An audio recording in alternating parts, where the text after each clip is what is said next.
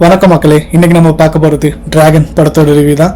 Dragon ஒரு தரமான entertainment படங்க. இந்த படத்தோட கதை என்னன்னா, டி ராகவன் அதாவது நம்ம ஹீரோ 12th 96% மார்க் எடுக்கிறாரு. அப்புறம் நம்ம பிடிச்ச பொண்ணுகிட்ட போய் லவ் சொல்கிறாரு. ஆனால் அந்த பொண்ணு என்னன்னா, இல்லை எனக்கு நல்ல பசங்களை பிடிக்காது, கெட்ட பையனை தான் பிடிக்கும், கெட்ட பையன் கூட காலேஜில் சுற்றினா கெத்தாக இருக்குன்னு சொல்லி பிரேக்கப் பண்ணுறாங்க. அப்போ தான் டி ராகவன் யோசிக்கிறாரு, என்னடா இவ்வளோ நல்லா படித்தோமே, நமக்கு பிடிச்ச பொண்ணு நமக்கு கிடைக்கலையா அப்படின்னு சொல்லி காலேஜில் கெத்தாக சுற்றணுன்னு அவரோட பேரை டிராகனாக மாற்றுறாரு. காலேஜில் எல்லாம் அராத்தும் பண்ணுறாருங்க. எல்லாம் அராத்தும் பண்ணி 48 அரியர்ஸ் வைக்கிறாரு. ஆனால் நினச்ச மாதிரியே ஒரு பொண்ணு கூட ரிலேஷன்ஷிப்பில் இருக்கிறாரு. சரி, 48 அரியரை வச்சு காலேஜை விடுறாருங்க. காலேஜை விட்டதுக்கப்புறம் வேலை இல்லாமல் வீட்டிலே இருக்கிறாரு.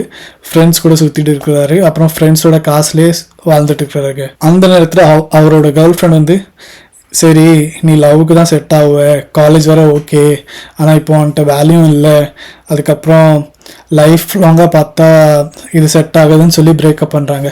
அதுக்கப்புறம் நம்ம ஹீரோ ஒரு ஷார்ட்கட் எடுத்து ஒரு வேலையில் சேர்றாரு. அந்த வேலையில் சேர்ந்ததுக்கப்புறம் ஒரு நல்ல க்ரோத் வருது அவருக்கு. அதுக்கப்புறம் அவர் நினச்சதோட ஒரு அழகான பொண்ணு அவருக்கு கிடைக்கிறாங்க. அவங்க வீட்டில் எல்லாம் சம்மதம் பேசுகிறாங்க. ஆனால் எல்லாமே நல்லா தான் நடந்துட்டு போவாங்க. ஆனால் கர்மா இஸ் அ பூமராங் மாதிரி நம்ம ஹீரோக்கு ஒரு ஃபுல் சைஸில் ஒரு ஆப்பு வருங்க. அந்த ஆப்பு வந்ததுக்கப்புறம் எல்லாமே அவர் என்னென்ன தப்பு பண்ணாரோ, என்னென்ன ஷார்ட்கட் எடுத்தாரோ, அது எல்லாம் அவருக்கு ரிவர்ட்டில் வருங்க. அப்போது நம்ம ஹீரோ எப்படி சமாளிக்கிறாரு, இதுதாங்க கதை. பேசிக்காக சொல்ல போனால் ஒரு சிம்பிளான கதைங்க, ஒரு சிம்பிளான அழகான கதை.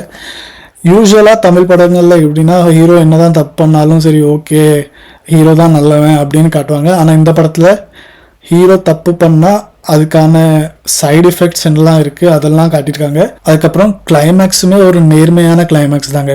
ஹீரோ என்னெல்லாம் தப்பு பண்ணுறாரோ அதுக்கெல்லாம் அவர் என்னெல்லாம் அனுபவிக்கணுமோ அதெல்லாம் அனுபவிக்கிறாருங்க.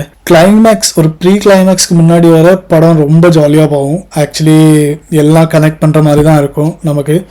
ஆனால் கிளைமேக்ஸ் வந்ததுக்கப்புறம் ஒரு கொஞ்சம் சீரியஸாக போகும். கிளைமேக்ஸில் ஆக்சுவலி ரொம்ப சீரியஸாகவே போகும். அவரோட ஃப்ரெண்ட்ஸாக இருக்கட்டும், அவரோட கேர்ள் ஃப்ரெண்டாக இருக்கட்டும், அவரோட எக்ஸ் கேர்ள் ஃப்ரெண்டாக இருக்கட்டும், அவர் கூட என்கேஜ் பண்ண பொண்ணாக இருக்கட்டும், எல்லாருமே அவரோட லைஃப்பில் எப்படி வந்து போகிறாங்க. அதுக்கப்புறம் அவர் கிளைமேக்ஸில் ஒரு கன்வர்சேஷன் நடக்கும் அவருக்கும் அவரோட அப்பாவுக்கும். அது ரொம்பவே டச்சிங்காக இருக்கும். ஆக்சுவலி நானே அழுதுட்டேன் அந்த சீனை பார்த்துட்டு.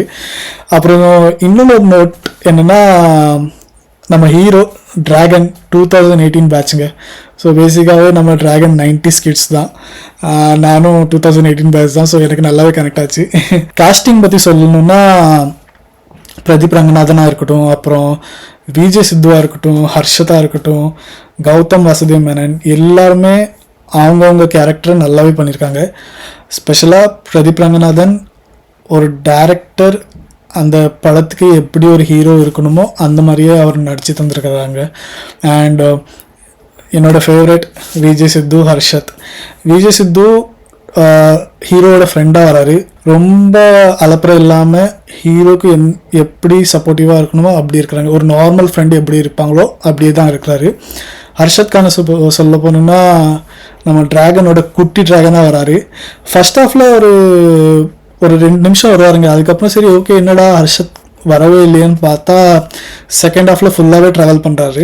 சொன்ன மாதிரி தாங்க குட்டி டிராகன் அந்த காலேஜில் டிராகனுக்கு அப்புறம் என்னெல்லாம் அராத்து பண்ணணுமோ அதெல்லாம் பண்ணுறாரு. அப்போ தான் குட்டி டிராகனை பார்த்து ரியலைஸ் பண்ணுறாரு, சரி ஓகே நம்ம எவ்வளோ மோசமாக இருந்திருக்கோன்னு நினச்சி எல்லாம் மாற்றுறாருங்க. ஸோ ஹர்ஷத்தோட ஆக்டிங்குமே செம்மையாக இருந்துச்சு. அப்புறம் கையடு வந்து தான் இந்த படத்தோட ஹீரோயின், 3வது ஹீரோயின். ஆக்சுவலி நல்லாவே ஆக்டிங் பண்ணியிருக்காங்க அவங்களும். அனுப்பமா சொல்ல வேண்டாம், அவங்களும் நல்லா பர்ஃபார்ம் பண்ணியிருக்காங்க. நீங்கள் ட்ரெய்லரில் பார்த்த மாதிரி தான் ஸ்னேகா வராங்க. அப்புறம் நிறைய ஸ்பெஷல் கேரக்டர்ஸ் வராங்க.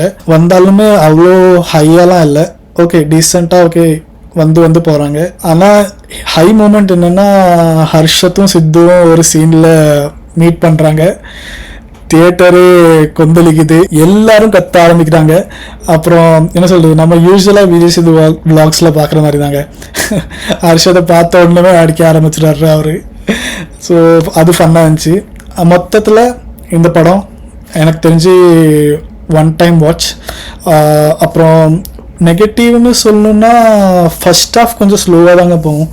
ஐ மீன் என்டர்டெயின்மெண்ட் காமெடி எல்லாமே இருக்கும், ஆனால் ஸ்லோவாக போகும். செகண்ட் ஹாஃப் தாங்க ரொம்ப எங்கேஜிங்காக போகும். ஃபன்னோட சேர்ந்து ஒரு சீரியஸான இஷ்யூவை அவர் நல்லாவே எக்ஸ்பிளைன் பண்ணியிருக்கிறாரு. என்னதான் ஷார்ட்கட் எடுத்து என்னதான் சக்ஸஸ் ஆனாலுமே கர்மா எப்போ நம்மளை ஹிட் பண்ணும். அது ஹிட் பண்ணும்போது அது எந்த அளவுக்கு ஹிட் பண்ணும், எவ்வளோ டீப்பாக ஹிட் பண்ணும், எனக்கு ஸ்க்ரீன் பிளேல அதோட இதை நல்லாவே காட்டியிருக்காங்க. ஸோ எல்லாருக்கும் இந்த படம் கனெக்ட் ஆகும், இமோஷ்னலி அப்புறம் என்டர்டெயின்மெண்ட்டாகவும் இது கனெக்ட் ஆகும். ஸோ கண்டிப்பாக போய் பாருங்கள். பார்த்துட்டு வந்து உங்களுக்கு எப்படி இருந்துச்சுன்னு இந்த படத்தை பற்றி கமெண்ட்ஸில் சொல்லுங்கள். பாய்.